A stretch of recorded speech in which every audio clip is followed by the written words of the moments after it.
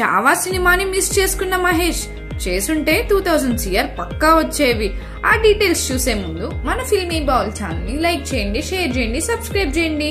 Hello movie lovers, Chhatrapati Shivaji ఎంత గొప్ప రోజు మనకు ప్రత్యేకంగా చెప్పాల్సిన పని లేదు.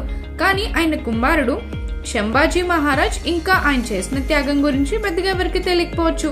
అలాంటి గొప్ప రాజు జీవిత చరిత్ర ఆధారంగా తెరకెక్కిన సినిమానే Chhaava. Bollywood young hero Vicky Kaushal Sambhaji role play చేయగా, రష్మిక మందన ఆయన భార్య యేసుబాయ్ రోల్ ప్లే చేసింది. ఈ సినిమా అంచనాలకు తగ్గట్లే బ్రహ్మాండమైన విజయం సాధించింది. బాలీవుడ్ ను ఊపిస్తుంది.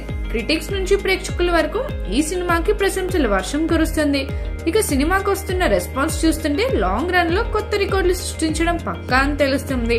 అయితే ఈ cinema director Laxman Utekar Sambhaji role కోసం ముందుగా మన సూపర్ స్టార్ మహేష్ బాబుని సంప్రదించారట. కానీ ఆయన ఈ మూవీలో నటించేందుకు ఒప్పుకోలేదు. దీంతో ఈ కథను చాలా రోజులు పెండింగ్ లో పెట్టాడు. ఇందులో ఎంత నిజముందో తెలియదు గానీ, ఒకవేళ మహేష్ కనుక ఈ మూవీ చేస్తుంటే ఖచ్చితంగా ఇండస్ట్రీ రికార్డులు తిరగరాసేది. ఖచ్చితంగా 2000 CR బొమ్మ అయి ఉండేది. అన్ ఇండియా సూపర్ స్టార్ గా మహేష్ బాబు ఒక రేంజ్ లో స్టార్డమ్ సంపాదించుకునేవాడు. కానీ మహేష్ బాబు రిజెక్ట్ చేసి మంచి పని చేశాడనే చెప్పాలి. ఎందుకంటే ఈ సినిమా విక్కీ కెరియర్ కి బిగ్గెస్ట్ ప్లస్ గా నిలిచింది. అతను ఈ సినిమా కోసం నిజంగా ప్రాణం పెట్టే నటించాడు. తన యాక్టింగ్ కి ప్రేక్షకులు చాలా ఎమోషన్ అవుతున్నారు. శంభాజీ రోల్లో విక్కీ కౌశల్ జీవించాడనే చెప్పాలి. శంభాజీ బ్రతుకుంటే ఇలానే ఉండేవాడా అనే విధంగా విక్కీ ఈ క్యారెక్టర్ లో ఇన్వాల్వ్ అయ్యాడు. ఏదేమైనా మహేష్ తన ఖాతాలో ఇలాంటి మంచి సినిమాని కోల్పోవడం ఫ్యాన్స్ కి బాధాకరమనే చెప్పాలి.